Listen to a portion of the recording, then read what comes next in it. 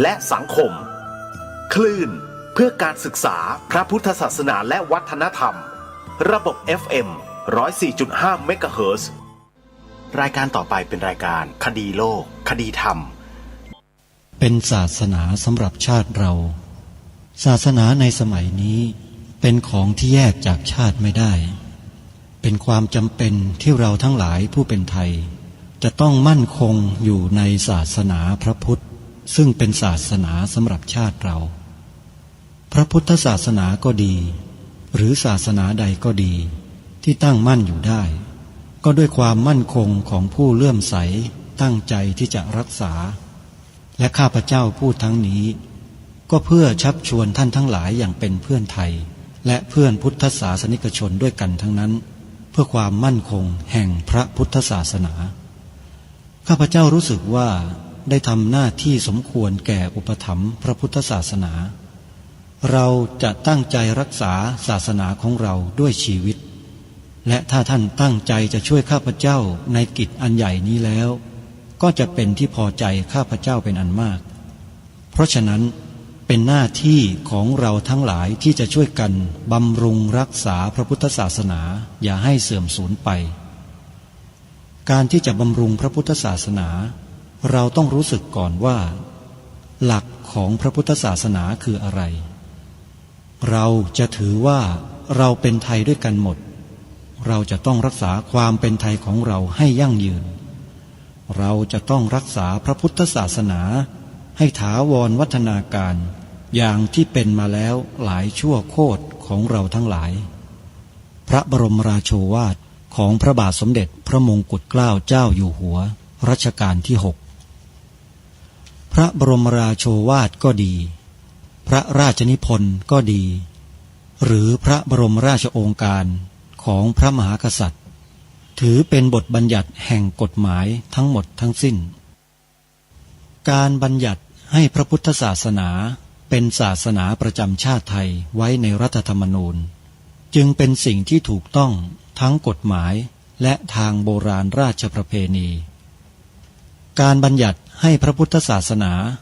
เป็นศาสนาประจำชาติไทยไว้ในรัฐธรรมนูญย่อมเป็นหลักค้ำประกันให้กับประชาชนคนไทยว่าตนได้ปฏิบัติตามกฎหมายอย่างแท้จริง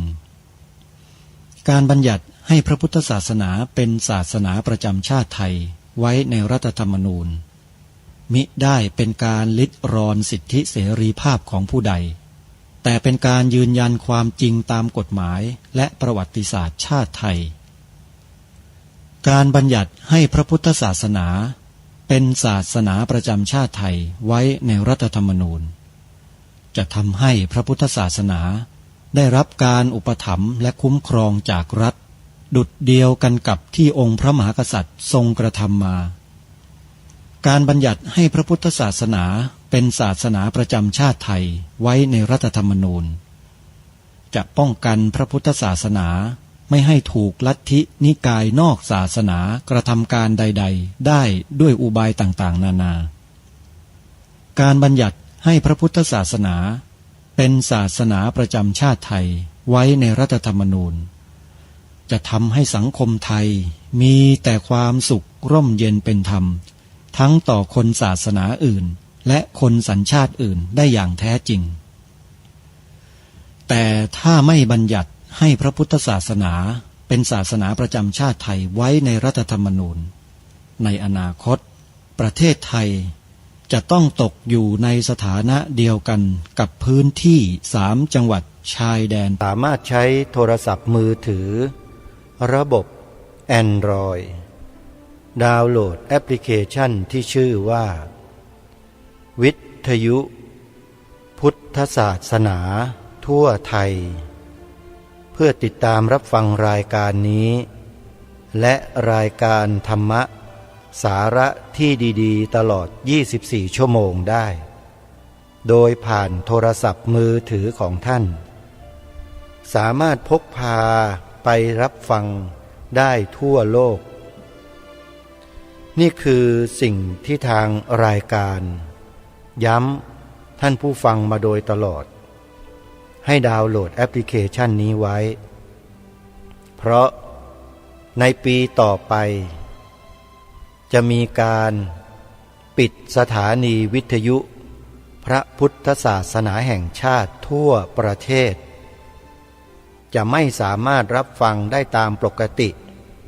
ด้วยเครื่องรับวิทยุที่อยู่ที่บ้านของท่านเพราะสถานีถูกปิดทั้งหมดด้วยเหตุผลด้วยกลใดนั้นทางรายการไม่ทราบแต่ได้ข้อมูลมาจากผู้อำนวยการสถานีวิทยุพระพุทธศาสนาแห่งชาติจำนวนหลาย10 สถานีที่ได้ส่งข้อมูลเข้ามาทั้งเอกสารทั้งวาจาแล้วก็พบปะพูดคุยกันโดยตรงก็มีนั่นหมายความว่าเพื่อไม่ให้พวกเราได้พลาดโอกาสจากการศึกษาเรียนรู้จากการฟังธรรมะก็เลยประกาศเชิญชวนให้พี่น้องพุทธบริษัทของเราดาวน์โหลดแอปพลิเคชันนี้กันเอาไว้เพื่อป้องกันไม่ให้เรานั้นได้หมดโอกาสในการที่จะศึกษาเรียนรู้ธรรมะที่ครูบาอาจารย์ของเราท่านได้ตั้งใจเผยแพร่ให้แก่พวกเราอย่างต่อเนื่องเพราะฉะนั้นเมื่อเราดาวน์โหลดแล้วก็อย่าลืมบอกให้เพื่อนๆญาติพี่น้องมิตรสหายญาติธรรมของเราได้ดาวน์โหลดแอปพลิเคชันนี้ไว้ด้วยเราจะได้สดับรับฟังธรรมะได้ตลอด24 ชั่วโมงมีข่าวสารข้อมูลอะไรเราก็สามารถที่จะสื่อสารถึงกันได้โดยตรงขอย้ำว่าแอปพลิเคชันนี้ชื่อว่าวิทยุพุทธศาสนาทั่วไทยในวันนี้รายการคดีโลกคดีธรรมได้ตั้งคลิปเสียงของพระอาจารย์วิทยากิจจวิชโชต่อเนื่องจากเมื่อวานนี้ให้พวกเราได้สดับรับฟังกันเป็นช่วงสุดท้ายแล้วมีผู้กล่าวหาองค์หลวงตามหาบัวว่าเป็นอรหันต์เก๊ท่านพระอาจารย์วิทยากิจจวิชโชในฐานะที่ท่านได้เคยอยู่จำพรรษาอุปัฏวัฏฐากเคยได้รับการศึกษาเรียนรู้ข้อปฏิบัติจากองค์หลวงตามหาบัวมาเป็นระยะเวลาถึง3 ปีท่านรู้ท่านทราบดีว่าข้อกล่าวหาดังกล่าวนั้นเป็นความเท็จท่านจึงออกมาชี้แจงต่อสังคมในวงกว้างแล้วก็ได้บันทึกเทปวิดีโออัปโหลดลงไว้ใน YouTube ทางรายการได้เปิดไปพบไปเจอแล้วก็ฟังแล้วก็นำมาเผยแพร่ให้พวกเราชาวพุทธทั้งหลายได้ศึกษาเรียนรู้ถึงกรณีดังกล่าวนี้ไปด้วยกันอย่างน้อยก็ทำให้เรานั้นได้รับรู้รับทราบถึงเหตุการณ์ดังกล่าวนี้เป็นเบื้องต้นเพื่อที่จะช่วยกันติดตามพฤติกรรมการกระทำในลักษณะเช่นนี้ของใครอื่นๆที่อาจจะเกิดขึ้นในอนาคตเพื่อรู้เท่าทันคนพวกนี้ต่อไปได้จึงนำมาเปิดให้พวกเราได้ฟังกันต่อเนื่องดังต่อไปนี้เดี๋ยวเราไปติดตามรับฟังพร้อมๆกันได้ณบัดนี้อธิษฐานบารมีเมตตาบารมีอุเบกขาบารมีเนี่ยทั้ง10 ประการนี้ต้องสร้างบารมีให้เต็ม30 ทัศนะไม่ใช่ง่ายนะเพราะฉะนั้นการที่จะมาบรรลุอรหันต์เนี่ยมันไม่ใช่ของเล่นคือต้องบารมีเต็มมาแล้วชาตินี้ก็ชาติสุดท้ายนี่ก็มาเสวยผลท่านถึงบอกว่าผู้ที่มีนิสัยของอรหัตตมรรคฝังมาอยู่ในขันธสันดานนะถ้ายังไม่บรรลุอรหัตผลตราบใดเนี่ยคนนั้นตายไม่ได้ในนิทานธรรมบทก็เยอะแยะไปตายไม่ได้เพราะถ้าว่าคุณสร้างบารมีมาไม่เต็มเนี่ยอรหัตมรรคมันก็ไม่มาด้วยเมื่ออรหัตมรรคไม่มาด้วยเนี่ยคุณทำความเพียรเข้าไปเท่าไหร่มันก็ยังบรรลุธรรมไม่ได้ จนกว่าบารมีมันเต็มนะเป็นชาติสุดท้ายก็ถึงจะมีอรหัตมรรคฝังมาในดวงจิตพระอริยบุคคลทุกขั้นก็เช่นเดียวกันท่านบอกว่าพระโสดาบันมีความเกิดเบื้องต้นไม่เกิน7 ชาติไม่ได้หมายความว่าคุณสร้างบารมีมานิดหน่อยแล้วพอคุณบรรลุพระโสดาบันปั๊บภพชาติของคุณย่นมาเหลือ7 ชาติไม่ใช่อย่างนั้น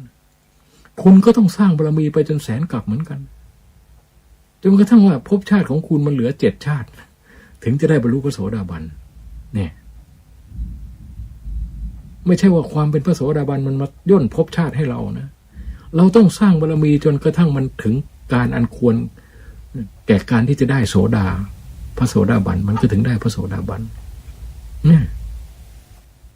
แม้กระทั่งพระพุทธเจ้ามาตรัสรู้ก็เช่นเดียวกันท่านต้องสร้างบารมีด้วยลำพังองค์ท่านเองทั้งนั้นไม่มีโชคช่วยหรอกไม่มี20 อสงไขยแสนกลับ7 อสงไขยแรก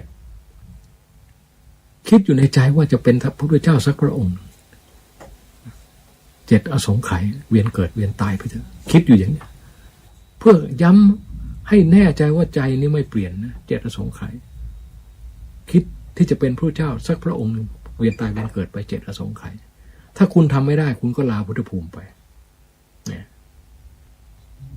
เป็นผู้ที่ปรารถนาพุทธภูมิเยอะมากแต่ผู้ที่จะผ่านไปได้เนี่ยนิดเดียวนะ7 อสงไขยทดสอบคุณก่อนบารมีขั้นต้นผ่านไหมถ้าผ่านก็เข้าถึงบารมีขั้นกลางขั้นกลางนี่คือเอ่ยปากบอกผู้คนเราปรารถนาที่จะเป็นพระพุทธเจ้าสักพระองค์ในอนาคตการข้างหน้าเอ่ยปากเอ่ยวาจาบอกผู้คนแล้วก็สร้างบารมีเวียนตายเวียนเกิดไปอีก9 อสงไขยอสงไขยก็กลับนับไม่ได้นะ9 ครั้งเรียกว่า9 อสงไขยก็สร้างบารมีไปนี่เป็นเครื่องทดสอบถ้าถึง9 อสงไขยไม่ลาพุทธภูมิไปก่อนก็ได้ชื่อว่าบารมีขั้นกลางเต็มจากนั้นถึงจะได้พุทธพยากรต้องได้พุทธพยากรจากพระพุทธเจ้าพระองค์ใดพระองค์หนึ่งนะพยากรว่าผู้นี้จะได้สำเร็จเป็นพระพุทธเจ้าชื่อนั้นณสถานที่นั้นมีพุทธบรรดาพุทธบิดาชื่อนั้นมีอัครสาวกซ้ายขวาชื่อนั้นมีพุทธประถากชื่อนั้นได้รับพุทธพยากรนี่เรียกว่าเป็นนิยโตโพธิสัตว์เที่ยงที่จะได้ตรัสรู้เป็นพระพุทธเจ้าไม่ใช่เพียงแค่นั้นยังต้องสร้างบารมีไปอีก4 อสงไขยเศษแสนมหากาพย์ที่เรียกว่าเป็นปรมัตถบารมี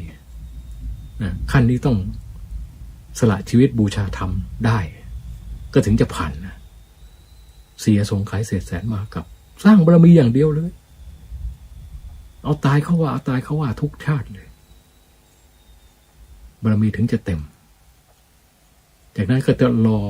ระยะเวลาอันควรก็จึงมาตรัสรู้เป็นพระพุทธเจ้านี่เราพระปัญญาธิกะนะถ้าเป็นพระสัทธาธิกะเนี่ยเอา2 คูณเป็น40 อสงไขยเศษแสนมหากาพย์ถ้าเป็นพระวิริยาธิกะเอา4 คูณ80 อสงไขยเศษแสนมหากาพย์20 40 80กับเศษแสนมหากาพย์นี่คือพระพุทธเจ้าแต่ละพระองค์เพราะสิ่งที่พวกเราเห็นในความเป็นพระพุทธเจ้าเนี่ยไม่มีอันไหนที่ท่านได้มาฟรีๆนะโอ้โหต้องลงทุนลงแรงเอาตายเข้าว่าทั้งนั้นเลยแม้กระทั่งมหาบุรุษลักษณะ32 ประการแต่ละอันนี้ท่านก็สร้างมาทั้งนั้นอนุปยัญชนะ80 ฉัพพนรังสีสร้างมาทั้งหมดเลยไม่มีอะไรได้มาเพราะโชคช่วยไม่มีนั้นเราเห็นใจพระพุทธเจ้าไหมเห็นในน้ำพระทัยของผู้ที่จะมาเป็นพระพุทธเจ้าแต่ละพระองค์เราเป็นสาวกธรรมดาเนี่ยสร้างบารมีแค่แสนกลับแต่พระพุทธเจ้ากลับนับไม่ได้แสนกลับมันยังนับได้อยู่นะแต่พระพุทธเจ้ากลับนับไม่ได้20 ครั้ง20 อสงไขยแล้วก็เศษเท่าเราแสนกลับ ก็ลองคิดดูสิเราแสนกลับเราสำเร็จอรหันต์ได้แล้ว แต่พระพุทธเจ้าแค่เศษนิดเดียวยังต้องอีก20ประสงค์ไขนะเพราะฉะนั้นมันเย้ายวนใจแค่ไหนนะสร้างบารมีไปเรื่อยๆถ้าเมื่อไหร่ลาพุทธภูมิเมื่อนั้นก็บรรลุอรหันต์ได้ทันทีเลยเพราะแสนกลับมันเต็มแล้วแต่ท่านไม่ยอมความมุ่งมั่นที่จะลื้อขนสัตว์โลกให้พ้นจากทุกข์มันมีกำลังกล้าในพระพุทธเจ้ามีพระเมตตาอันล้นฝั่งที่อยากที่จะช่วยเหลือสัตว์โลกให้พ้นจากทุกข์ก็ตะบี้ตะบันสร้างบารมีต่อไปแสนกลับแล้วไม่แล้วสร้างบารมีต่อไปจนถึง7อสงไขยแสนกลับ7อสงไขยบารมีขั้นต้นถึงได้เต็มแล้วก็ยังไม่แล้วอีกนะถ้าย่อท้อนิดเดียวนะถอยจิตนิดเดียวโอ้ยมันยากเหลือเกินอีกนานเหลือเกินกว่าจะได้เป็นพระเจ้าไม่ไหวแล้วเราขอถอนความปรารถนาดีกว่าเข้านิพพานแค่วันนี้เถิดฟังเทศน์พระเจ้าครั้งเดียวประโยคเดียวก็พุทโธตัวเดียวก็สำเร็จอรหันต์เข้านิพพานแล้วเห็นไหมมันเย้ายวนใจเพราะฉะนั้นผู้ที่จะว่ายน้ำข้ามโอคาสงสารจนถึงฝั่งสำเร็จเป็นพระพุทธเจ้าได้เนี่ยมันยากเย็นแสนเข็ญมันทรมานที่จะต้องเอาชนะใจตัวเองอย่างเดียวเอาชนะใจตัวเองอย่างเดียวแล้วก็ไม่ได้เพื่อประโยชน์ตนเพื่อช่วยเหลือผู้อื่นถ้าเพื่อประโยชน์ตนเนี่ยแค่แสนกลับสำเร็จอรหันต์นี่เรียกว่าส่วนตัวแต่เป็นพระพุทธเจ้าก็เหมือนกับไม่ได้สร้างเรือเพื่อที่จะให้ตัวเองข้ามน้ำเพียงคนเดียวนั่นสาวกแต่พระพุทธเจ้าต้องสร้างเรือลำใหญ่เพื่อที่จะลื้อขนสัตว์โลกให้ข้ามแม่น้ำคือโอคาสงสารนี้ถึงฝั่งพระนิพพานไปด้วยกันต้องสร้างเรือลำใหญ่กว่าขนคนสัตว์ไม่มีประมาณท่านถึงต้องลำบากถึง20ประสงค์ไขยเศษแสนมหากรัปเราฟังคำพูดนี้บางทีเรามองภาพไม่ออกว่ามันคือขนาดไหนล่ะไอ้20ประสงค์ไขยเศษแสนมหากรัปท่านก็อุปมาเปรียบเทียบเอาไว้ให้ว่ากับนึงเนี่ยมันขนาดไหนเราเคยพูดหลายครั้งนะเทศทีไรก็ต้องพูดถึงเพราะมันซึ้งในความพยายามของพระผู้มีพระภาคเจ้าเทศไปก็น้ำตาจะไหลออกเพราะมันซาบซึ้งในพระเมตตาอันเต็มเปี่ยมของพระองค์มันไม่มีใครที่จะมีจิตยิ่งใหญ่ได้ขนาดนี้ทำเพื่อผู้อื่นได้ขนาดนี้ไม่มีกับนึงเนี่ยท่านอุปมาเหมือนกับภูเขาหินล้วนๆลูกหนึ่งสูง1 โยชน์กว้าง1 โยชน์ยาว1 โยชน์ภูเขาหินล้วนๆเลยนะโยชน์หนึ่งก็ประมาณ16 กิโลท่านพูดโดยอุปมา16 กิโลถ้าไม่พูดโดยอุปมามันก็ไม่รู้จะพูดว่าอย่างไงว่าเวลานานเท่าไหร่มันถึงเรียกว่า1 กับท่านก็บอกว่ากับนึงเนี่ยถ้าพูดเป็นตัวเลขเนี่ยเอา1ตั้งแล้วเอา0เติมเข้าไป120ตัวถึงเรียกว่า1 กับแล้วมันอ่านเป็นภาษาไหมนะไม่รู้ความหมายนะ1แล้วเอา0เติมเข้าไป120ตัวคุณจะอ่านว่ายังไงอ่านไปก็ไม่รู้เรื่องท่านก็อุปมาว่าเป็นภูเขาหิน1 ลูกกว้าง1 โยชน์ยาว1 โยชน์สูง1 โยชน์โยชน์หนึ่ง16 กิโลแล้ว100 ปีให้เทวดาเอาผ้าเนื้อนุ่มมาปัดเบาๆทีหนึ่ง100 ปีให้เทวดาเอาผ้าเนื้อนุ่มมาปัดเบาๆทีหนึ่งปัดจนกระทั่งภูเขาหินลูกนี้ราบเป็นหน้ากลองนั่นเวลา1 กับแล้วก็ยังสำทับอีกมีแต่มากกว่านั้นไม่มีน้อยกว่านั้นเนี่ย1 กับลองคิดดูก็แล้วกันมันนานแค่ไหนไม่ต้องภูเขาหินสูง1 โยชน์กว้าง1 โยชน์ยาว1 โยชน์ภูเขาอย่างที่เราเห็นกันอยู่ในบ้านเราเนี่ยเอาสมมติว่าดอยอินทนนท์ก็แล้วกันนะมันยังสูงไม่ถึงโยชน์หรอกดอยอินทนนท์สูงกี่เมตรก็ไม่รู้กิโลนึงถึงหรือเปล่าใช่ไหมแล้วก็ไม่ต้องเอาผ้าเนื้อนุ่มหรอกเอาแบ็คโฮไปขุดเลยรถแบ็คโฮไปขุดเลยแล้วไม่ต้อง100 ปีขุดทีนึงหรอกขุดแม่งทุกวันคุณลองขุดให้ภูเขาลูกนี่มันราบเป็นหน้ากลองดูสิใช้เวลาเท่าไหร่ เผลอ100 ปียังไม่ได้ไปถึงไหนเลยแมคโครมันพังก่อนก็เรียกแบ็คโฮใช่ไหมแบ็คโฮมันพังก่อนพังก็เอาคันใหม่มาขุดต่ออีกยังไม่รู้เลยมันจะจบเมื่อไหร่นะเนี่ยคิดง่ายๆแค่นี้แหละอันนี้ท่านให้100 ปีเอาผ้าเนื้อนุ่มแล้วบังคับให้ปัดเบาๆนะปัดจนกระทั่งภูเขาหินลูกนี้มันราบเป็นหน้ากลองเนี่ยมันนานขนาดไหนนั่นน่ะ1 กลั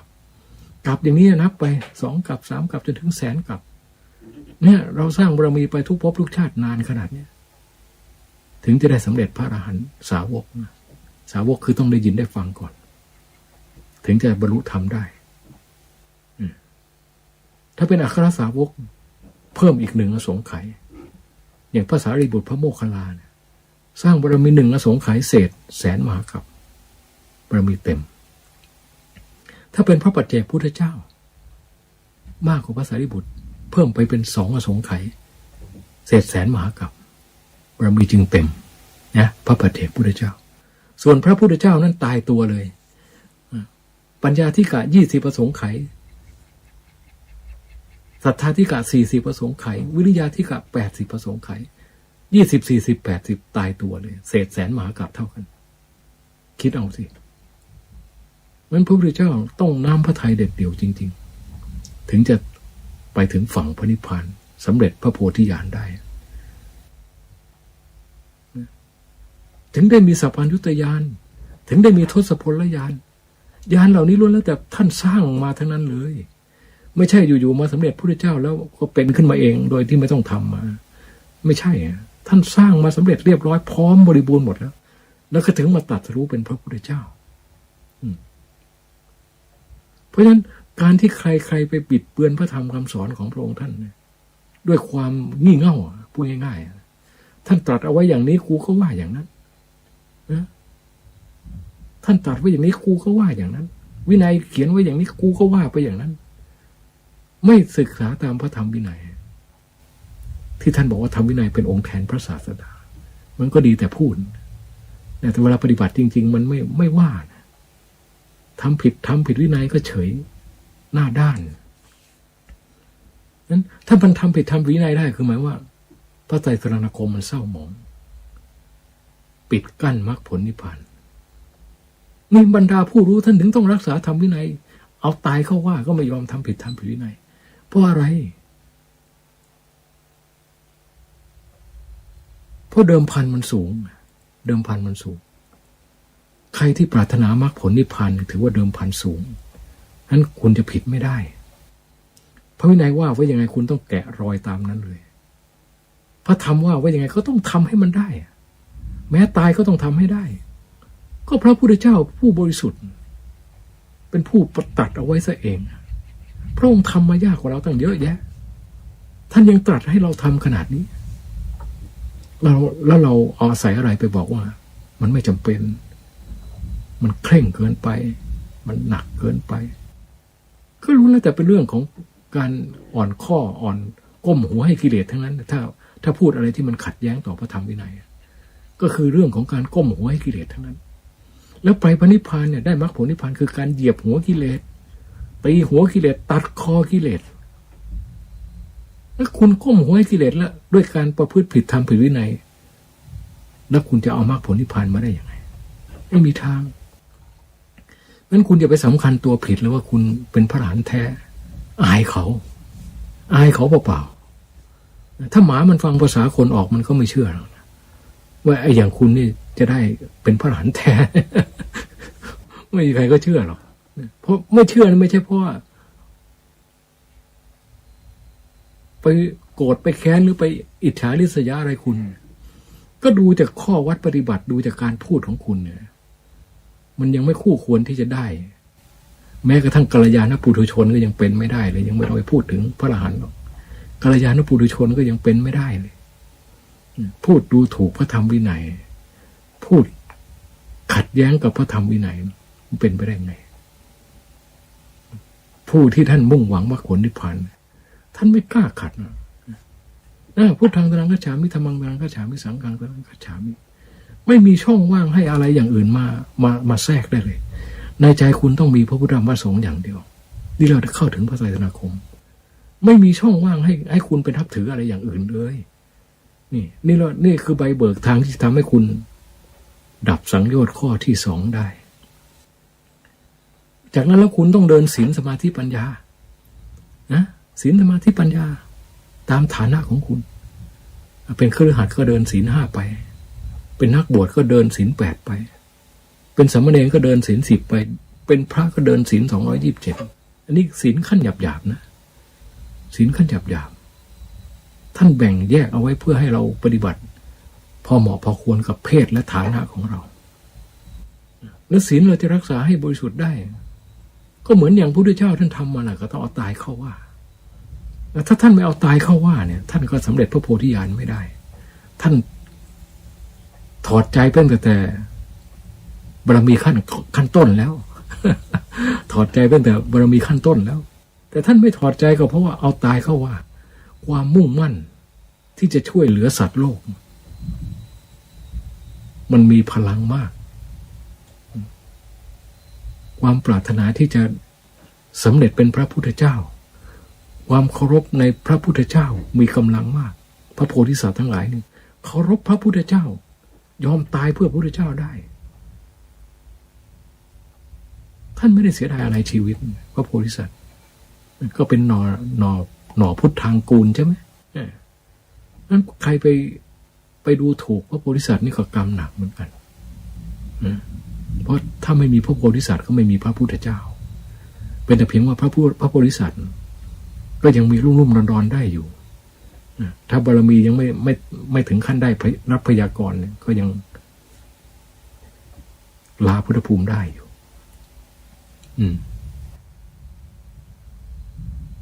เพราะเราอยู่ในภูมิสาวก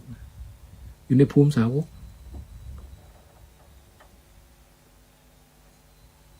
เราก็ต้องปฏิบัติยึดถือพระธรรมวินัยเป็นเส้นบรรทัดไม่มีเบี่ยงเบนเพราะเดิมพันเราสูงไงถ้าคุณบวชมาแล้วคุณไม่สนใจที่จะหลุดพ้นหรือจะสนใจที่จะได้มรรคผลนิพพานอะไรเรียกว่าไม่มีเดิมพันก็ลองดูครับนักมวยต่อยกันถ้าไม่มีเดิมพันนี่ความหมายนะ ใช่ไหมไม่มีเดิมพันไม่มีความหมายอาจจะไม่ซ้อมก็ได้แต่ถ้ามันมีเดิมพันสัก10 ล้านลองดูเถอะโอ้โหมันถวายหัวเลย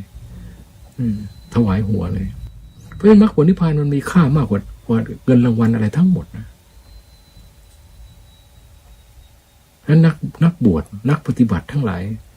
ถ้ามุ่งหวังมรรคผลนิพพานแล้วเดิมพันของคุณสูงมากเดิมพันของคุณสูงมากนั้นคุณจะมาปฏิบัติเล่นๆไม่ได้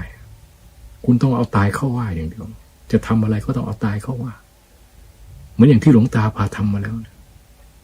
นั่งตลอดรุ่ง7 ครั้ง 8 ครั้งก็เอาตายเข้าว่าคนไม่เคยนั่งตลอดรุ่งเขาไม่รู้ถ้าไม่เอาตายเข้าว่ามันผ่านไม่ได้เวทนาใหญ่นะตั้งแต่6 ชั่วโมงเป็นต้นไปนะจนถึง12 ชั่วโมง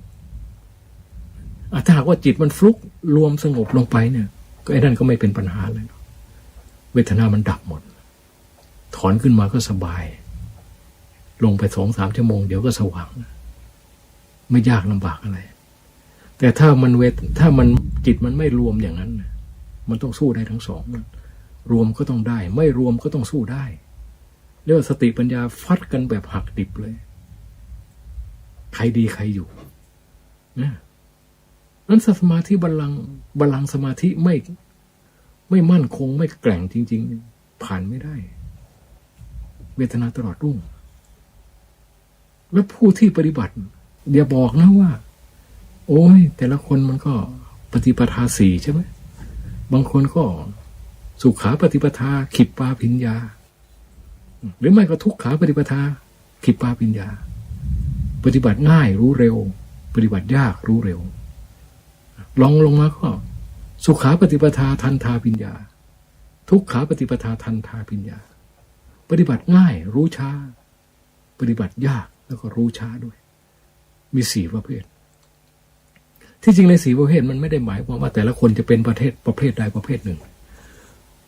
มันก็เป็นกันได้หลายประเภทบางทีมรรคเบื้องต้นเป็นขิปปาภิญญาก็มีมรรคเบื้องท้ายเป็นทันทาภิญญาก็มีคือรู้ยาก รู้เร็วต่างกันตามจริตนิสัยตามบุญวาสนาบารมี ไม่มีอะไรเป็นเกณฑ์วัดว่าจะต้องเป็นอย่างนั้นต้องเป็นอย่างนี้หรอกต่างคนต่างเป็นตามจริตนิสัยของตัวเองตามบุญวาสนาของตัวเองไอ้คนที่มันจะรู้ยากมันก็ยากนะแต่หลวงตาท่านถึงบอกว่าท่านเป็นปฏิปทาทรหดมันยากกว่าที่ท่านจะรู้ต้องเดินตายนั่งสมาธิ7-8 คืนบางองค์อาจจะไม่ต้องนั่งสมาธิก็ได้ถึงขนาดตลอดรุ่งท่านก็บรรลุธรรมได้เมื่อท่านเป็นประเภทขิปปาปิญญาหรือเป็นสุขาปฏิปทาก็อาจจะได้ แต่อย่าไปคิดเข้าข้างตัวเองคือท่านได้จริง ปฏิบัติง่ายรู้เร็วก็หมายว่ากิเลสมันตายนะตายไปเรื่อยปฏิบัติง่ายๆแล้วกิเลสมันก็ตายไปเรื่อยอย่างเนี้ยพูดได้ว่าคุณปฏิบัติง่ายรู้เร็วแต่ไม่ใช่ง่ายแล้วกิเลสแม่งหนาขึ้นแล้วยังมาสำคัญตัวว่ากูปฏิบัติง่ายรู้เร็วนี่มันก็บ้าแล้วนะนั้นการที่จะบอกว่าเราปฏิบัติง่ายปฏิบัติยากรู้เร็วรู้ช้าเนี่ยต้องเอาผลมาเป็นเครื่องวัดกิเลสในใจเรามันตายไปบ้างแล้วหรือยังหรือมันหนาขึ้นนะปฏิบัติง่ายปฏิบัติได้เร็วสมาธิมันเกิดขึ้นจริงไหมปัญญามันฆ่ากิเลสได้เร็วจริงไหมเนี่ยต้องดูตรงนี้ด้วยอย่าไปพูดเอาเฉยๆพูดเอาดีเข้าตัวนะเอาชั่วไปเพิ่มให้กิเลสไม่ได้นะ เพราะกิเลสนี่มันจอมชั่วจอมสามานอยู่แล้วนั้นนักปฏิบัติมันต้องฉลาดที่จะตรวจสอบตัวเองแม้กระทั่งองค์หลวงตาท่านพิจารณาอสุภะนะจนกระทั่งว่ากามราคะมันหายหมดแล้วไม่มีความกำหนัดอะไรเลยเห็นผู้หญิงสวยงามนี่กำหนดปั๊บเป็นกระดูกได้เลยความกำหนัดมันไม่มีป่านนั้นท่านก็ยังไม่ลงใจยังต้องได้ทดสอบตัวเองด้วยการกำหนดรูปสวยๆงามๆขึ้นมาแล้วดูว่ามันกำหนัดไหมแล้วก็ไม่ใช่กำหนดแค่เดียวนะกำหนดรูปสวยๆงามติดจิตติดใจไว้เลย2 วัน 3 วันถึงได้เห็นมันยุบยับขึ้นมาภายในจิตเนี่ยดูสิไหมเนี่ยนี่คือผู้มีปัญญาไม่ได้ไปหลงเชื่อกิเลสง่ายๆนะเพราะฉะนั้นไอ้ประเภทที่มาสำคัญตัวเองว่าเป็นพระอรหันต์ทั้งที่กิเลสมันเต็มหัวอยู่เนี่ยนะโอ้ยนี่มันโง่บัดซบขนาดไหนเราก็ไม่อยากจะพูดแต่ก็ไม่อาจเรื่องที่จะไปประนามกันนะเพราะมันก็เป็นเรื่องของจริตนิสัยบุญวาสนาของแต่ละคนมันหลงผิดได้แต่มันไม่ใช่วิสัยของนักปฏิบัติมันต้องสำรวจตรวจตรองดูตัวเองตลอดเวลาความรู้ทุกอย่างที่มันเกิดขึ้นภายในจิตมันจะผิดจะถูกมันต้องระวังไว้ก่อนไม่ใช่ไปชะล่าใจคิดว่ามันถูกอย่างเดียวโดยเฉพาะอย่างยิ่งความคิดปรุงแต่งที่เกิดขึ้นภายในจิตของเรามันคิดอะไรอย่าไปคิดว่ามันจะถูกอย่างเดียวต้องคิดว่ามันอาจจะผิดก็ได้อะไรที่เรายังไม่รู้จริงก็อย่าไปคิดมันคิดในสิ่งที่มันจะเป็นเหตุเป็นผลทำให้เรารู้จริงได้เท่านั้นไอ้เรื่องที่มันคิดแล้วมันก็ยังไม่รู้จริงได้แต่เป็นการคาดการเดาก็อย่าไปคิดนี่แหละเพราะฉะนั้นไอ้เรื่องของการคิดเนี่ยมันฆ่าคนตายมาเยอะแล้วเพราะคิดอะไรผิดมันก็เป็นเหตุให้ทำอะไรผิดแล้วก็ทำให้พูดผิดมันถ้ามันไม่ไปทำความเดือดร้อนให้คนอื่นมีปัญหาแล้วนั่นแหละคือมันการฆ่าตัวตายอย่างที่ผมบอกนี่แหละหลวงตาเป็นพระอรหันต์เก๊เขาเป็นพระอรหันต์จริงเขาเลยต้องมาตำหนิพระอรหันต์เก๊ไงมีความกล้าหาญชาญชัยมากแต่ไม่ได้ดูนะว่าท่านเป็นพระอรหันต์เก๊เนี่ยเรารู้ได้ยังไงว่าเป็นพระอรหันต์เก๊แล้วตัวเองเป็นพระอรหันต์จริงเอาอะไรมาเป็นเครื่องยืนยันว่าตัวเองเป็นพระอรหันต์จริงสันทิฏฐิโกมีหรือเปล่าล่ะกิเลสมันตายไปตอนไหนล่ะตายไปด้วยเพราะปัญญาประเภทไหนเพราะเหตุอะไรสถานที่ไหนเวลาไหนถ้ามันเป็นพระอรหันต์จริงเนี่ยมันบอกได้หมดกิเลสมันตายตรงไหนเวลาไหนที่ไหนตายเพราะเหตุอะไรแล้วผลมันปรากฏเป็นยังไงมันรู้ชัดทั้งขณะที่มรรคกับผลวิ่งเข้าหากันทั้งขณะที่มันหยุดนิ่งแล้วหลังจากนั้นแล้วจิตบริสุทธิ์นั้นมันออกมารับรู้โลกภายนอกยังไงเรารู้รูปทางตาเป็นยังไงรู้เสียงรู้กลิ่นรู้รสมันรับรู้ยังไงมันต่างจากไอ้จิตอวิชชายังไงก็เป็นแต่พระอรหันต์เท่านั้นถึงจะรู้ได้ เพราะมันไม่ใช่เรื่องที่จะมาพูดเล่นๆกันว่ากูเป็นพระอรหันต์นะยิ่งมาพูดอวดชาวบ้านชาวช่องให้เขารู้ว่ากูนี่เป็นพระอรหันต์นี่ไอ้นี่ยิ่งไม่ต้องฟังเลยไกลลิบลับพระอรหันต์ท่านไม่มีอวดหรอกถ้าไม่จำเป็นจริงๆท่านก็ไม่อวดแล้วไม่ใช่ว่าท่านอวดนะเผยความจริงไม่ใช่ว่าท่านอวดเพราะมันเป็นพระอรหันต์เนี่ยมันกิเลสมันตายหมดแล้วมันไม่มีคำว่าอวดนะพูดอวดไม่มีนอกจากพูดไปตามความจำเป็นหรือเหตุผลที่ควรจะพูดท่านก็ถึงพูดอย่างหลวงตาท่านประกาศตัวเป็นพระอรหันต์เนี่ยบางคนก็ตำหนิติเตียนแต่ท่านนั่นก็เป็นเพราะว่าท่านทำประโยชน์เพื่อประเทศชาติท่านก็ต้องพูดเพื่อให้คนที่มันไม่รู้ให้มันรู้ว่าท่านเป็นพระประเภทไหนมันจะได้ไม่ไปกล่าวประมาทท่านให้เป็นบาปเป็นกรรมท่านพูดเพื่ออย่างนี้ต่างหากเพื่อประโยชน์ของคนส่วนใหญ่ท่านถึงต้องพูดเพื่อให้รู้จะได้ไม่มาประมาทท่านให้เป็นบาปเป็นกรรมการพูดจาจับจ้วงประมาทพระอรหันต์นี่มันกรรมหนักนะกรรมหนักท่านก็ขั้นหนึ่งก็ต้องระมัดระวังบรรดาพระยาเจ้าทั้งหลายก็เหมือนกันนะท่านไม่ทำอะไรที่จะเป็นเหตุให้คนมาพูดจาประมาทท่านหรอกท่านเก็บเงียบหมดหลวงตาท่านบรรลุพระอรหันต์ตั้งแต่พรรษา16อายุ36ท่านไม่เคยประกาศอะไรให้กระโตกกระตากให้ใครรู้เลยนอกจากเทศไอ้เทศมันปิดกันไม่ได้นะเพราะเมื่อถึงจุดที่มันเนื้อธรรมมันต้องแสดงมันก็ต้องแสดงไปตามภูมิจิตภูมิธรรมผู้ที่ท่านเป็นอัตเป็นธรรมเนี่ยท่านพูดธรรมะมันจะไล่ลำดับไปเรื่อยเป็นขั้นเป็นตอนของธรรมตั้งแต่ทำขั้นหยาบไล่ไปเรื่อยถึงขั้นกลางขั้นละเอียดจนถึงที่สุดแห่งธรรมก็เป็นอนุตตินี่คือผู้มีธรรมท่านเทศไปฟังดูเถอะแต่ละการที่หลวงตาเทศไล่ไปตั้งขั้นพื้นแล้วค่อยสูงไปเรื่อยจนยุติท่านไม่เทศแบบวกไปวนมาเอาทำขั้นสูงมาตีขั้นต่ำเอาทำขั้นต่ำไปตีขั้นปุถุชนอะไรอย่างเงี้ยไม่มีนะสังเกตมันเทศมั่วเอาทำขั้นอริยะไปตีขั้นปุถุชนอย่างเงี้ยหรือเอาทำขั้นพระอรหันต์มาตีขั้นพระโสดาบันเนี่ยมันแสดงมันยังไม่รู้ลำดับของภูมิจิตภูมิธรรมเลยถ้าผู้มีภูมิจิตภูมิธรรมไม่เทศวกไปวนมาจับต้นชนปลายไม่ได้ไม่มีอย่างนั้นผู้รู้ทั้งหลายท่านฟังเทศท่านฟังออกไอ้ผู้ไม่รู้มันก็เทศมั่วไปดีแต่จะมาเทศอวดว่าตัวเองเป็นพระอรหันต์พระอรหันต์จริงๆท่านกลับไม่พูด ท่านพูดแต่เนื้อธรรมแล้วก็พูดเท่าที่มันมีเหตุอันควรพูดด้วยแล้วก็พูดภูมิธรรมให้มันเหมาะสมกับผู้ฟังด้วยไม่ใช่ผู้ฟังปฏิบัติงูปลาได้เอาธรรมข้าอรหันต์มาพูดนี่เรียกว่าพูดธรรมไม่สมควรแก่ธรรมนี่หลวงตาท่านบอกไว้หมดนะที่พูดมานี่คือพูดตามที่หลวงตาท่านพูดท่านเทศท่านบอกท่านสอนเอาไว้เรานี่ฟังเก็บมาทุกระเบียดนิ้วยังบอกว่าเราเดิมพันสูงไงเราพูดจริงๆผู้ที่มีเดิมพันสูงคือหวังมรรคผลนิพพานนี่ไม่ทำเล่นหรอกกูทำอะไรกูเอาจริงเอาตายเข้าว่าลูกเดียวนะไม่มีช่องว่างให้มีอะไรทำเล่นๆนะไม่มีนี่แหละเพราะฉะนั้นใครก็จะว่าหลวงตายังไงก็เรื่องของเขามันหนีไม่พ้นกรรมเราไม่ต้องไปโกรธไปแค้นหรือไปตอบโต้อะไรเขาเฉยๆไอ้นี่มาพูดนี่ก็ไม่ได้พูดเพื่อตอบโต้นะพูดเพื่อชี้แจงความจริงเผื่อว่าคนที่มันหลงผิดหลงยังไม่รู้ทำหรือไม่เคยได้ยินได้ฟังมาก่อนมีความรู้น้อยก็จะได้ไม่ไปหลงเชื่ออะไรที่มันผิดแล้วเกิดไปปรามาสหลวงตาเขาอีกมันก็จะเป็นบาปเป็นกรรมเปล่าๆเพราะเขาลงไว้ใน YouTube เนี่ยก็ไม่รู้มันจะอยู่ไปกี่ปีใช่ไหมล่ะ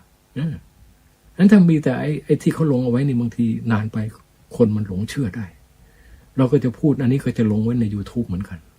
เพื่อให้มันเป็นคู่ปรับกันพูดง่ายๆคุณก็ฟังเอาเองไอ้ที่เขาพูดกับที่เราพูดนี่อันไหนมันมีเหตุผลน่าเชื่อถือมากกว่ากันก็ขอฝากเอาไว้แต่เพียงเท่านี้แหละก็ยุติไว้แต่เพียงเท่านี้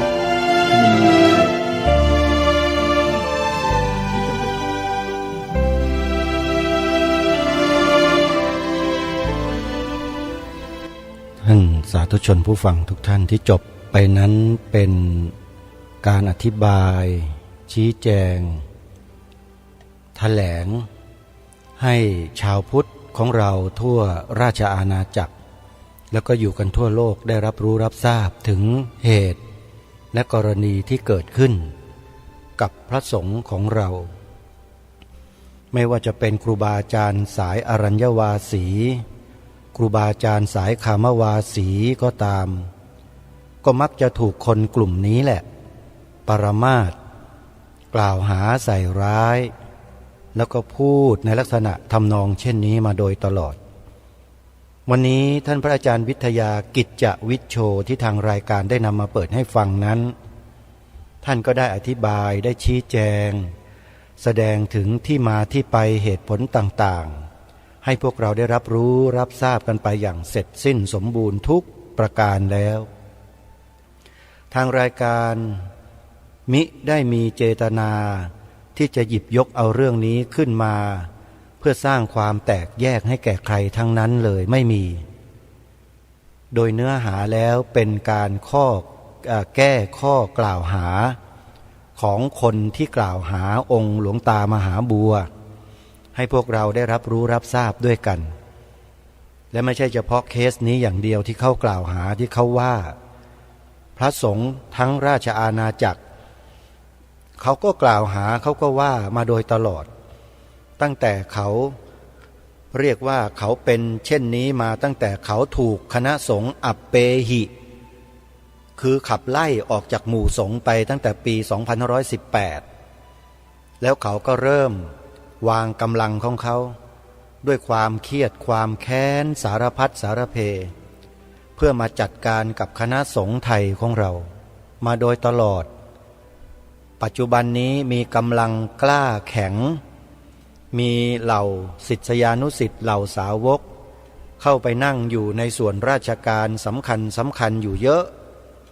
เขาจึงกลางได้อยู่ตลอดไงคิดว่าคณะสงฆ์นี่ไม่รู้หรืออย่างไรเขารู้แต่เขาไม่พูดกันเอง